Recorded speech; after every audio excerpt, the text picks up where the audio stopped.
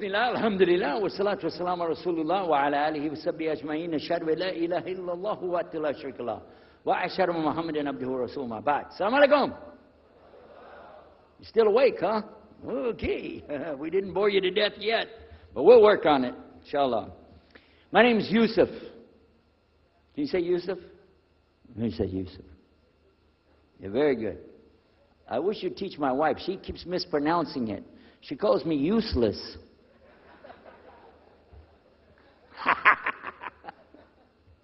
Alhamdulillah. Now, how many of you were in the program today? I was teaching us, trying to teach about how to call the people to Islam called da'wah. How many were there? Okay? All right. I just used an example what I was telling you about. Remember I was telling you when you introduce yourself to somebody, you got to get friendly with them. So I just used an example right there. Because this will disarm the people. This disarm them and make them relax a little bit. Because they're coming to you with things like, how come you Muslims has to kill all the people? What kind of question is that? How come you have to beat your wives? Why does your book tell you that you're the only ones going to go to paradise? So these kind of questions, when they come to you, what are you going to do? So the first thing, as we said in the program, and I hope, by the way, if you didn't join us today, join us tomorrow. Are we continuing tomorrow on the Dawah thing or no? Oh, okay. But when we're doing it, you look through the schedule. I'm not going to get into that, but just look through the schedule and join us for this whenever we're talking about the Dawah. Because part of giving Dawah is you. And if the people aren't buying it, they're not going to listen to what you got to say. So you got to soften them up a little bit. Got me? Okay, where are we? The subject tonight is the subject of priests and preachers entering Islam. And often people ask me, we heard about you used to be a priest or something, and you came into Islam, so, tell us about it. We want to know, how does that happen? And it's not just Muslims who want to know. Non-Muslims would like to know the story too, because they feel like, you mean you didn't understand? I mean, you were a priest, you didn't understand about Jesus? Come on, man.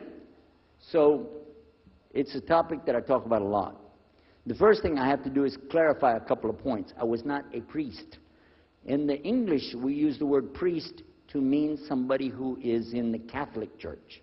If you're not from the Catholics, if you're from the Protestants, then you don't use that term. We usually use the term, for instance, pastor, minister, preacher, reverend, and these are some of the titles. We came up with an awful lot of them because that's the way humans are, right? Give ourselves titles. So I was a preacher and a minister of music. But that doesn't really matter, but just if you're talking to a Christian and you say a priest, he's going to say, oh my God, how is that? And when they find out, oh, you weren't a Catholic, well, that's a lie, then you weren't a priest. So I want to clarify that. As a matter of fact, I will tell you, in my own estimation, I'm probably the least of the factions within this equation. Because there were so many other people that came into Islam the same time I did. That's why it takes a little bit of time to tell the story. But they asked me to tell it tonight, so we're going to do that. But I want you to listen carefully to realize what goes through the mind of a person that's not Muslim. Okay? And I usually start out by telling people that my father and I were both ministers, and both of us were also businessmen. In the reverse order. We were business first and preacher second. Got me? Because, well, as they say, business is business. And that's exactly how it worked. We operated mostly in Texas. We had a place in San Antonio, Houston, and also in the Dallas area. And we were very concerned about Christian conditions. So my father started something called Concerned Christian Centers. And basically, if you look at it from a material point of view, it was a place to sell stuff. But what we would do is take consignment things in. People could bring things into us, and then we would sell it and keep part of the money. And keep a lot of the money. But anyway, they would bring in what they make with their hands, arts and crafts. And a lot of old women, they like to sit around and make things, then they give it to us, And this helps the church, which is called the church, and then it helps them as well. So it became like business and religion tied together, and that's very common in our country. At one point, my father told me, we're going to start doing business with a man from Egypt. Well, I said, well, oh, this is great. International sounds good. We can put this in our business card. We're international. He said, and this man is from Cairo, Egypt. And that's where, if you know, they have the Nile River. They have those big pyramids. They have the Sphinx, Abu Hul. You know, they got everything. And we said, oh, this is good. He said, and he's a Muslim. I'll never forget it. I've told the story many times, but it's just like it happened yesterday. I'm standing in between the kitchen, or in the dining room and the living room area, you know, like this when we're talking, and I just stopped like this. I said, what? A Muslim? No way. No way do I want anything to do with that. Dad, come on, you should know better than anybody. Because we were linked in with other preachers. My father supported people like Pat Robertson. Huh? You know him? Huh, Pat Robertson? And Oral Roberts. He's not very popular anymore, but he used to be real strong. And his ministry up in Tucson, Tulsa, Oklahoma. In addition to that, people like Benny Hinn. I don't know if you heard of Benny Hinn. He's coming over this way, so look out. And there's many of them. John Hagee, and the list goes on. Jerry Falwell, Jimmy Swaggart. Some of the names, maybe you heard those before. We know these people. We know all about them. All about them. Okay? So at one point, here I am standing there talking to my father about a Muslim. These are the enemies of God. This is what we've been taught. These same people, I just mentioned their names, in their preaching on the television and so on, this is what they teach. Muslims are no good. Now it just became Muslims are terrorists. But back then, you know, we didn't reach that level yet. We were still just kidnappers, hijackers, you know. They said that Muslims don't believe in God, that they're worshiping a black box in the desert, and they kiss the ground 5 times a day. Now that's what we know, man. So here's this Muslim going to do business with us. I told my dad, no way, I'm not going to do it.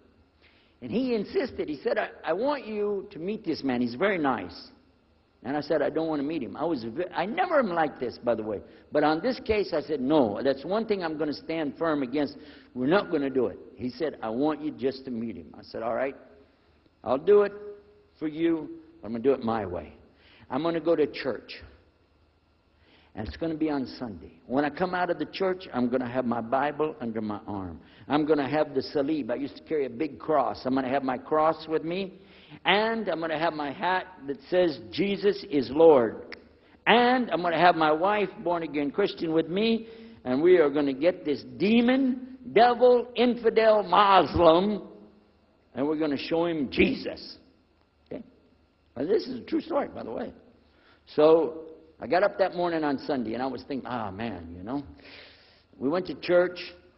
Strangely enough, the preacher was preaching out of the Old Testament about salvation coming at the time of David, which really puzzled me because according to Christianity, it's coming through Jesus. And it really, that opened the door for me, but that comes up later in the story. Why was he saying there's salvation before Jesus? That's interesting. Now, when I get there to my father's store, I'm looking around, you know. I'm looking for somebody wearing, you know, a long white robe and some kind of black, you know, thing over that with a long beard. And I guess I was looking for me, wasn't I? Anyhow, when I get in there, I don't see this guy. By the way, imama, sword, everything. Ayatollah Khomeini, maybe. This is what I had pictured. I said, where is he? I'm ready. My father said, he's over here. I said, where? I said, here. This is a normal guy. He was normal. He didn't have a beard. He didn't have any hair at all. I said, how do you do? I told him my name. He introduced himself. His name is Muhammad. I said, how do you do? after the niceties of hello, how are you, how's everything, I said,